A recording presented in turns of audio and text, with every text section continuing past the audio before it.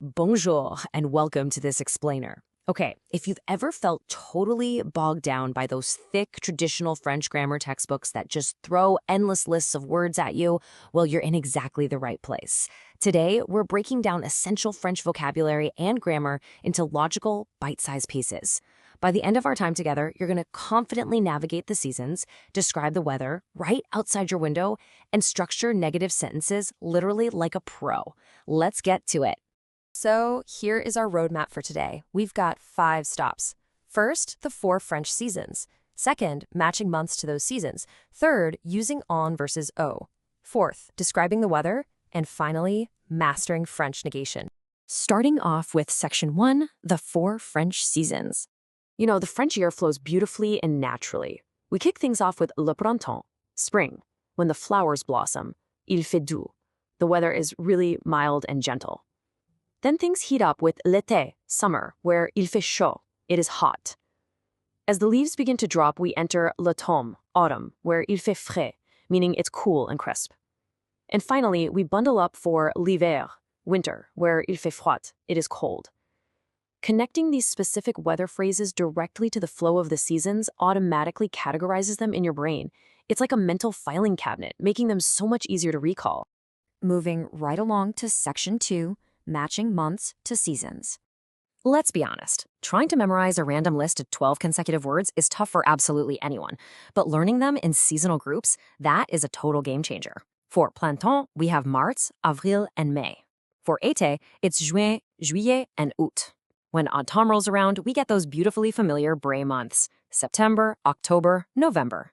And finally, hiver brings us décembre, janvier, and février. Seriously, whenever you try to remember a month, just picture the season it belongs to, and I promise the word will come to you so much faster. All right, on to section 3, using en versus o. So to say in spring or in summer, you obviously need a preposition. In French, we use 2 different ones for the seasons based entirely on sound. We say au printemps because the word printemps is masculine and starts with a consonant, the letter P. But we switch to en for the other 3, en été, en automne, and en hiver. You might be wondering why the switch? Well, because those words begin with a vowel or a silent H. The French language absolutely loves smooth, flowing sounds, and using all completely prevents a clunky pause. It keeps the language flowing like music. Putting our seasons and prepositions together unlocks real-world sentences instantly. Au printemps, les fleurs poussent. In spring, the flowers grow. En été, je vais à la plage. In summer, I go to the beach. En automne, les feuilles tombent. In autumn, the leaves fall. En hiver, il neige. In winter, it snows. Look at that! You're already building full, descriptive French sentences just by stacking the blocks you've covered so far. How cool is that? Now for section 4, how to describe weather.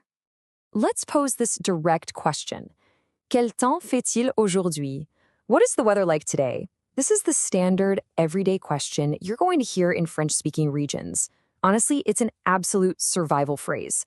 And to answer it properly, you just need a couple of specific formulas in your back pocket. To answer that question, the French generally use 2 distinct structures. First up is il fait, followed by an adjective. Literally, this translates to it makes or it is doing. So you'd say il fait chaud for it is hot, il fait froid for it is cold, or il fait beau for it is beautiful or sunny. The second structure is il y a, meaning there is, followed by a noun. So il y a du soleil is there is sun. Il y a du vent is there is wind. Il y a des nuages means there are clouds. You simply pick the formula based on whether you're using a descriptive word or pointing out a physical thing. To really lock this in, anchor these core French words to their concepts. Le soleil is the sun. La pluie is the rain. Le vent is the wind. And la neige is the snow. Lock those visual associations right into your mind. Okay, let's build this into ready-to-use answers for literally any weather scenario you might encounter. Start your sentence with aujourd'hui, meaning today. Aujourd'hui, il fait beau. Today, the weather is nice. Aujourd'hui, il fait chaud. Today, it's hot. Aujourd'hui, il pleut. Today, it's raining. Aujourd'hui, il y a du vent. Today, it's windy. Aujourd'hui, il fait froid. Today, it's cold. See? You now have an immediate response ready to go no matter what the sky is doing outside. And that brings us to section 5, mastering French negation. So, we know how to say what is happening, but how do we structurally say what is not happening? La négation is simply used to express the opposite of an affirmative statement. It flips a yes into a no. And in French, the standard way to do this is by taking two tiny words, no and pas, and placing them strategically around your action word, the verb. I absolutely love the sandwich method of French negation because it's just so incredibly visual. Think of your sentence as a sandwich. Your subject, like I or you, starts us off. Your verb is the meat of the sandwich. Now, to make it negative, you squeeze that meat between two pieces of bread. The top piece is ne, which, by the way, becomes an apostrophe before a vowel, and the bottom piece of bread is pas. Subject, ne.